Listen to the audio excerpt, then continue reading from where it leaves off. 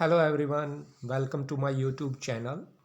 In this video, I will teach you History 11th class, Chapter 7th, Changing Cultural Tradition.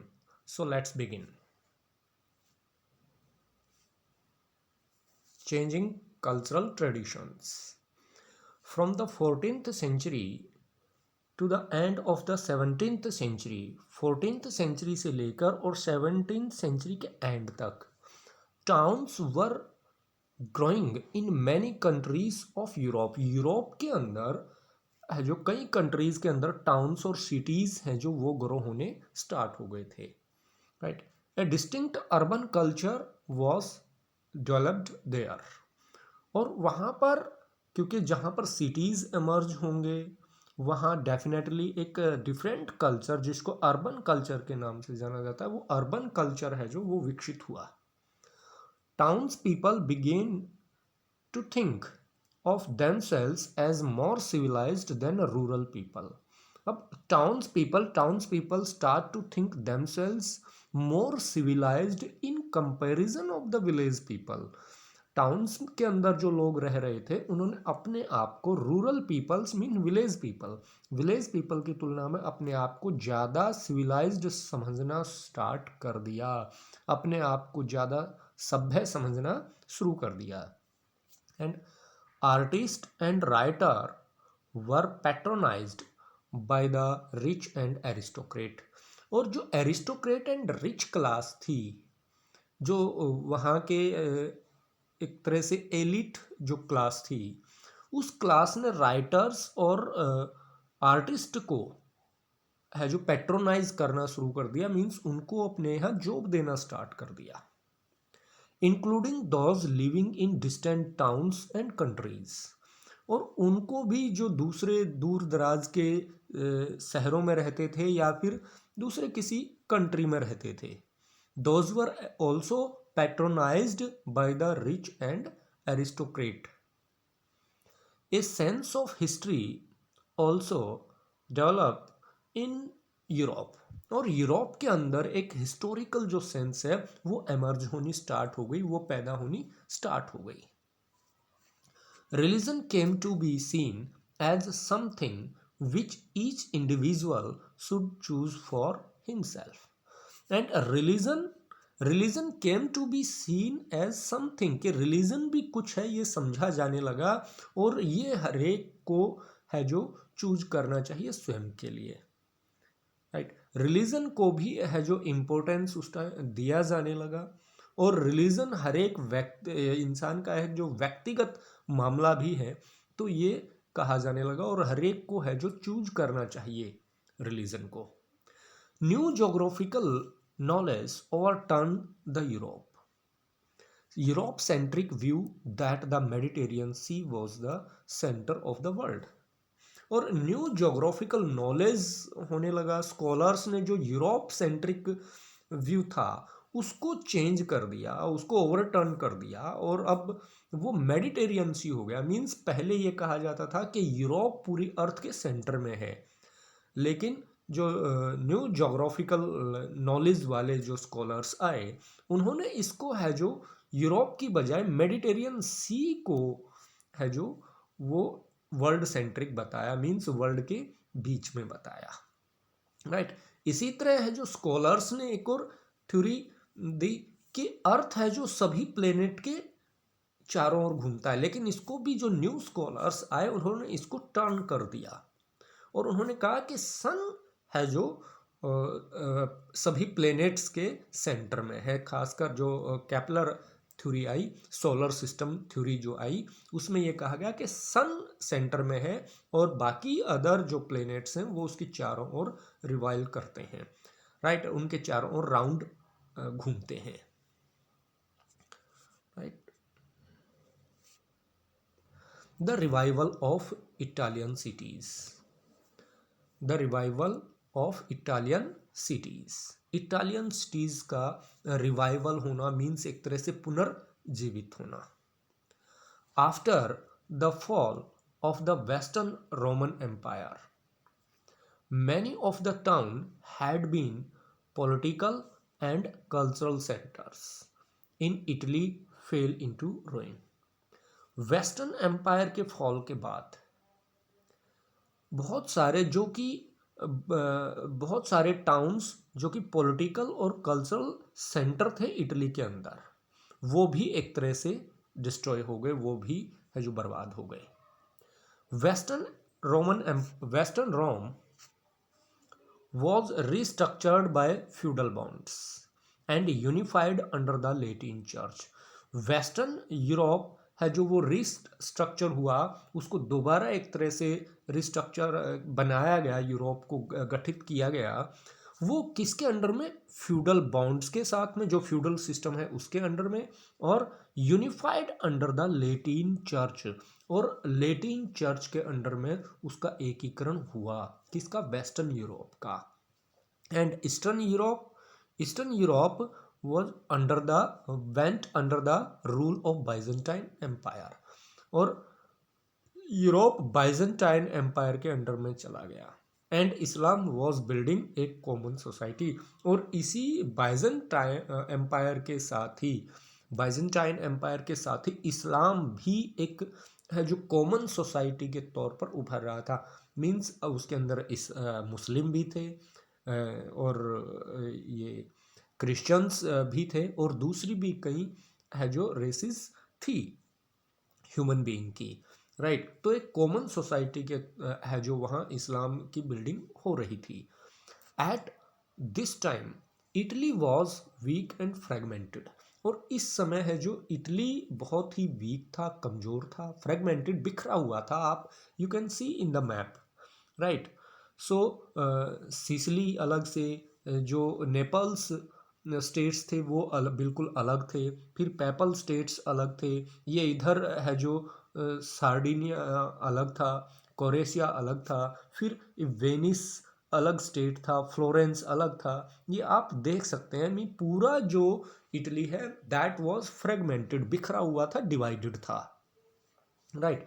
All these all these developments helped in the revival of Italian culture, और इन सभी developments ने Italian जो culture है उसको पुनर्जीवित करने का काम किया। From twelfth century the Mongols started trading with China. 12th century के आसपास मंगोल्स ने चाइना के साथ ट्रेड करना शुरू कर दिया through silk route. And as trade increased with European countries, और जैसे यूरोपियन कंट्रीज के साथ ट्रेड बढ़ा, Italian cities played an vital role. Italian cities का उसमें इंपॉर्टेंट रोल रहा। And these cities kept their identity as independent city states, और in cities ने अपनी जो आइडेंटिटी है वो एक इंडिपेंडेंट सिटी स्टेट के तौर पर रखी। Such as Florence and Venice were among the republics. Venice और republic of Venice and republic of Florence, right. These cities were republics in the Italy के अंदर ही रिपब्लिक्स थे, मीन्स इनकी अपनी ही गवर्नमेंट थी। The administration of some cities in the hands of rich merchants and bankers, और कुछ सिटीज़ का जो एडमिनिस्ट्रेशन है that was in the hand of the rich merchants and bankers. Rich merchants और बैंकर्स के हाथ में उनका एडमिनिस्ट्रेशन था सिटीज़ का।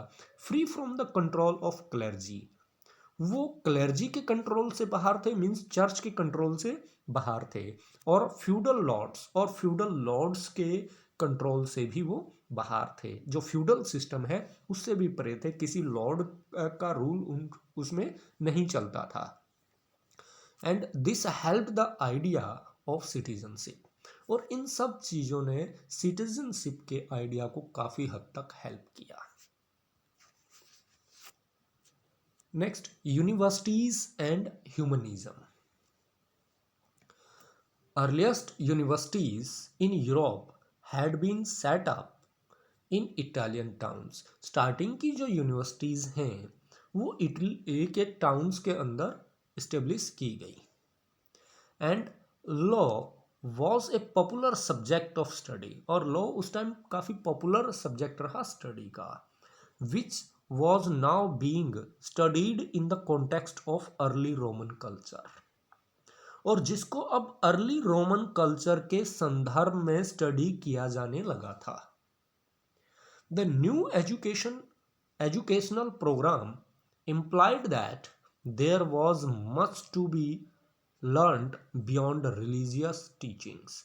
जो न्यू एजुकेशन सिस्टम है, new education system implied that, new education system ने सिखाया बताया that there was so much to be learnt beyond religious teachings, जो धार्मिक शिक्षा है उससे परे भी लर्न करने के लिए बहुत कुछ है।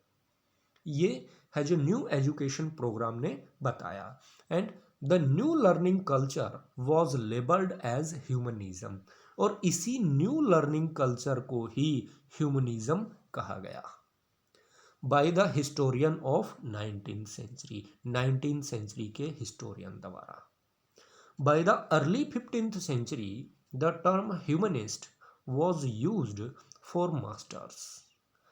अर्ली 15th सेंचुरी में ह्यूमनिस्ट जो वर्ड है that was used for the masters, masters के लिए यूज किया जाता था, who taught grammar, rhetoric, poetry and history, जो ग्रामर टीच करते थे, रेटोरिक टीच करते थे, पोइट्री टीच करते थे, हिस्ट्री एंड मॉरल फिलॉसफी को जो टीच करते थे, राइट, उन मास्टर्स के लिए ह्यूमनिस्ट वर्ड यूज किया गया। The term humanities have been derived from the Latin term humanitas. Term humanities derived from the Latin word term humanitas, means जो ह्यूमैनिटी वर्ड है वो लैटिन वर्ड ह्यूमनिटास से बना है। Had been used many centuries ago, जिसको कई century पहले use किया गया था by a Roman lawyer and essayist Cicero, जिसको सिसरो द्वारा सबसे पहले यूज किया, कई सेंचुरी एगो, कई सेंचुरी पहले यूज किया गया था।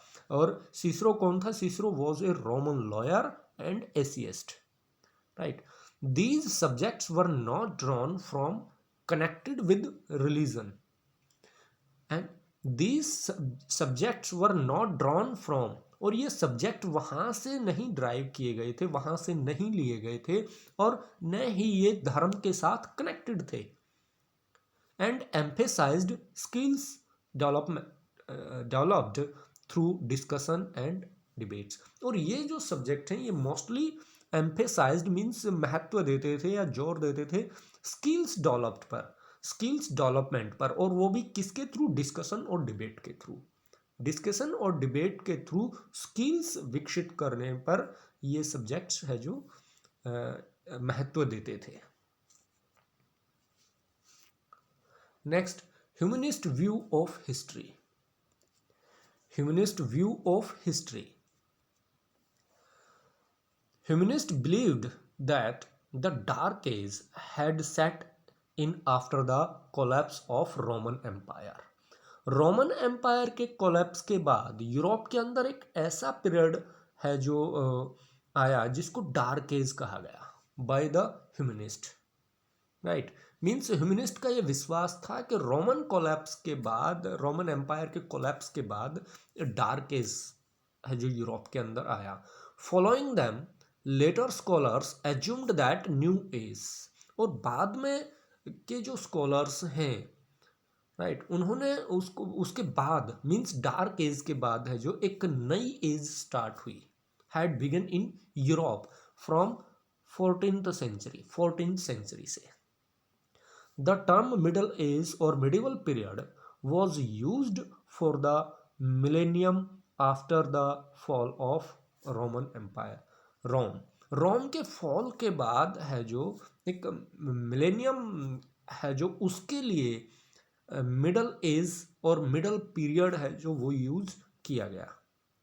दे argued that in the middle age the church had such complete control over man's mind, और उनके द्वारा ये कहा गया कि मिडल एज में चर्च का आदमी के माइंड पर पूरी तरीके से कंट्रोल था।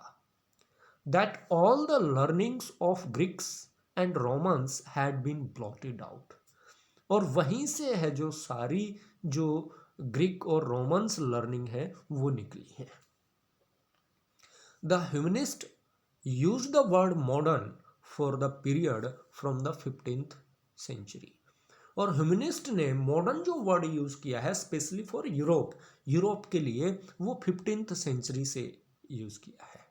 आप यहाँ साइड में देख सकते हैं periodisation used by the humanist and by later scholars. Humanist द्वारा और उसके बाद उनके बाद के जो स्कॉलर्स हैं उनके द्वारा जो पीरियडाइजेशन किया गया है यूरोप का, देखिए आप from 5th century to 14th century middle age माना गया है। 5th सेंचुरी से लेकर 14th सेंचुरी तक मिडल एज। और इसी मिडल एज में 5th सेंचुरी से लेकर 9th सेंचुरी तक डार्क एज कहा गया है, जिस डार्क एज के बारे में हमने यहाँ स्टडी किया है। राइट, सो 9th सेंचुरी से लेकर 11th सेंचुरी तक अर्ली मिडल एज कहा गया है यूरोप के अंदर। और 11th सेंचुरी से 14th सेंचुरी के बीच में है जो इसको लेट मिडल एज कहा गया है। And 15th century onward the modern age. और 15th सेंचुरी से यूरोप में मॉडर्न एज स्टार्ट हो गया था, जबकि हमारे यहाँ बहुत लेट 18th सेंचुरी में है जो मॉडर्न एज की स्टार्टिंग मानी जाती है इंडिया के अंदर, जबकि यूरोप के अंदर है जो 15th सेंचुरी से ही मॉडर्न एज को डिक्लेयर कर दिया गया था। Now science and philosophy, the Arab contributions. In the 14th century, many scholars began to read translated works of Greek writers like Plato and Aristotle. 14th century के आसपास कई जो स्कॉलर्स हैं उन्होंने ग्रीक राइटर्स प्लेटो और एरिस्टोटल के works को translate किया।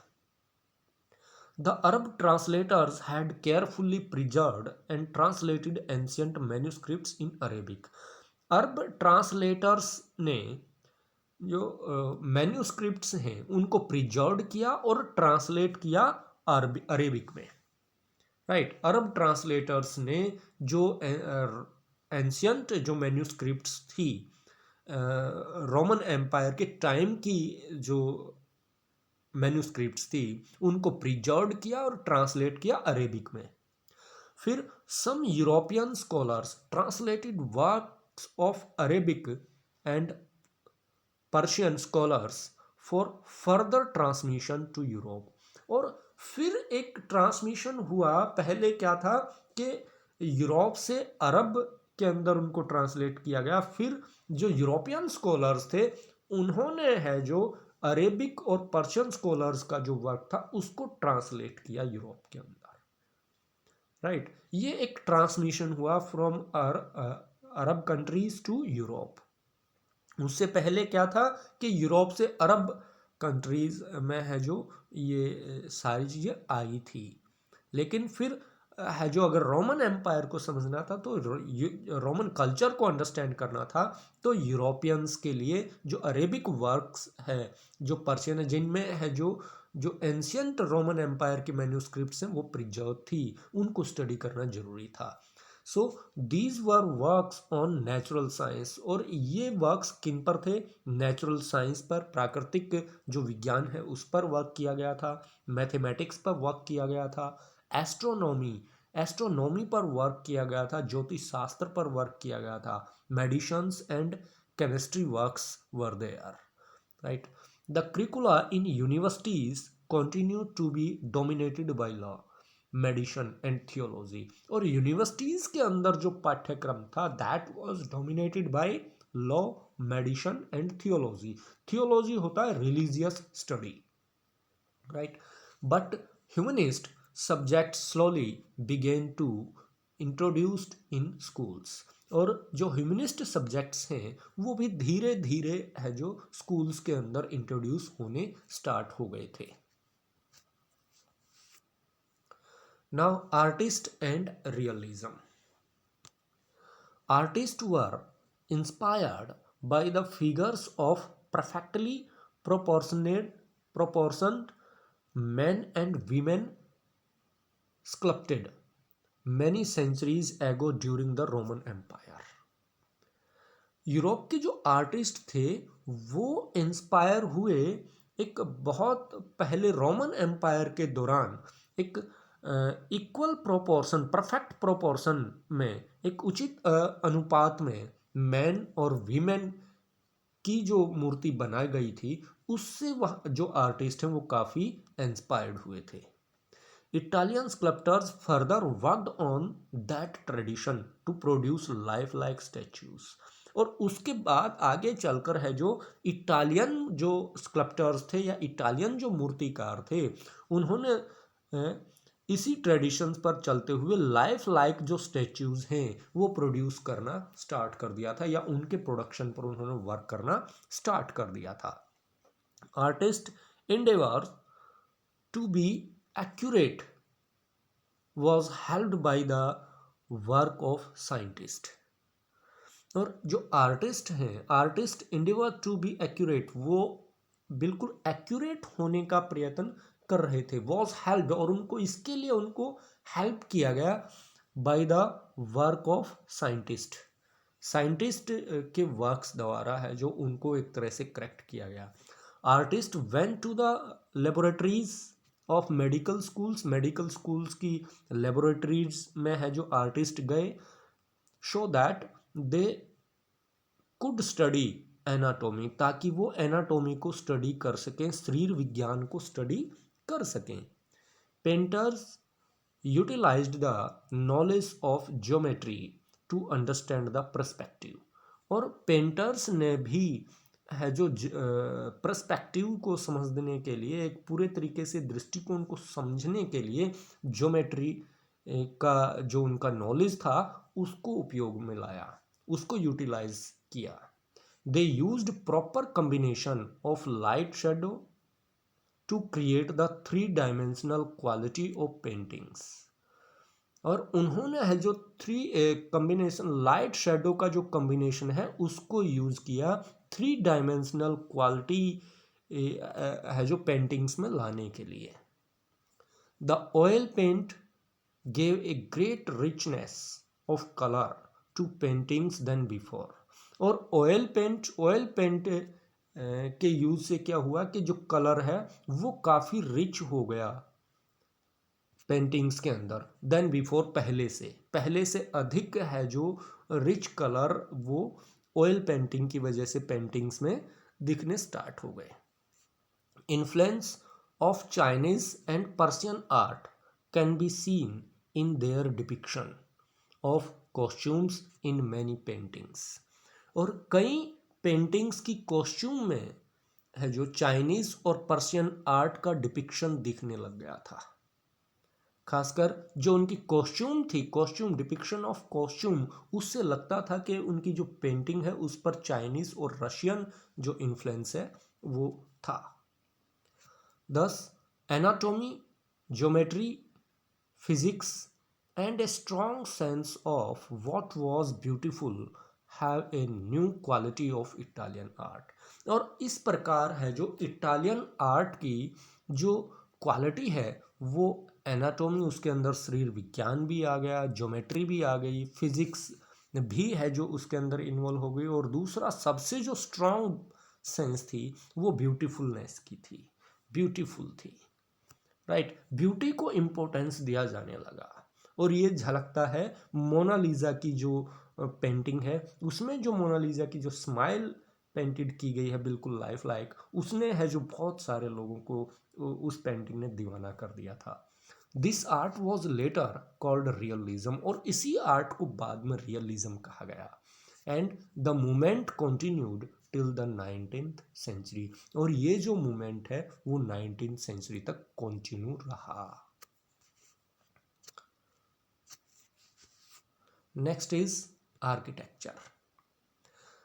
The city of Rome revived in a spectacular way in the 15th century.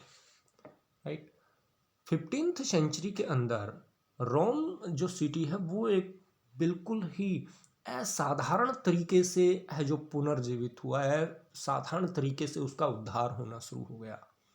From 1417 the pops became politically strong. जो पॉप्स हैं वो पॉलिटिकली काफ़ी स्ट्रांग हो गए, और पॉप स्ट्रांग हो गए, वी कैन से चर्च हैं जो वो बहुत स्ट्रांग हो गए। They actively encouraged the study of Romans history, और उन्होंने एक तरह से सक्रिय तरीके से रोमन्स हिस्ट्री को स्टडी करने के लिए एनकरेज किया। The ruins in Rome were carefully excavated by the archaeologist. जो खंडर हैं रोम के, वो आर्कियोलॉजिस्ट द्वारा केयरफुली एक्सक्वेटेड किए गए, खोदे गए, उनकी खुदाई की गई। This inspired the revival of the imperial Roman style of architecture, और इसने जो रोमन स्टाइल आर्किटेक्चर है, जो इंपेरियल रोमन स्टाइल आर्किटेक्चर है, उसको रिवाइवल करने में है जो एक तरह से इंस्पायर किया, उसको रिवाइव करने के लिए, उसको पुनर्जीवित करने के लिए है जो प्रेरित किया।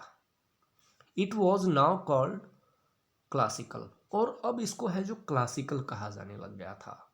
Pops, wealthy merchants and aristocrats employed architects who were familiar with the classical architecture.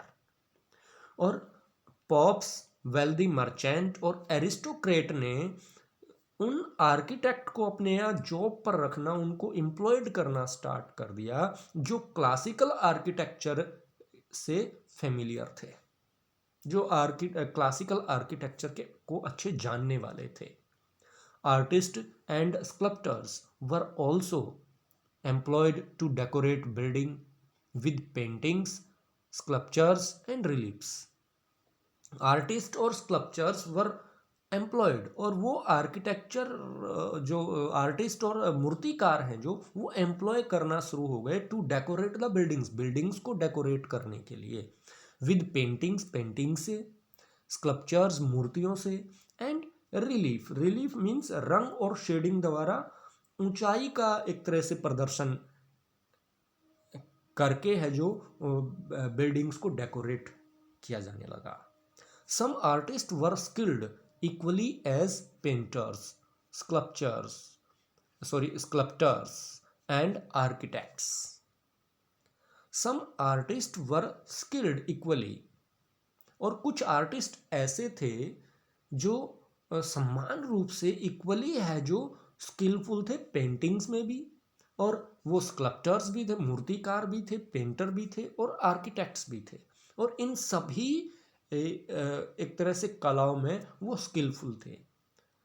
Those were also given more importance during the renaissance period या during the humanist period in Europe.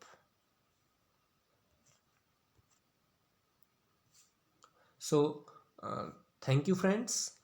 हम आगे जो जितने भी इसके टॉपिक बचे हुए हैं वो आगे की वीडियोज़ में स्टडी करेंगे। Thank you very much, thank you for watching.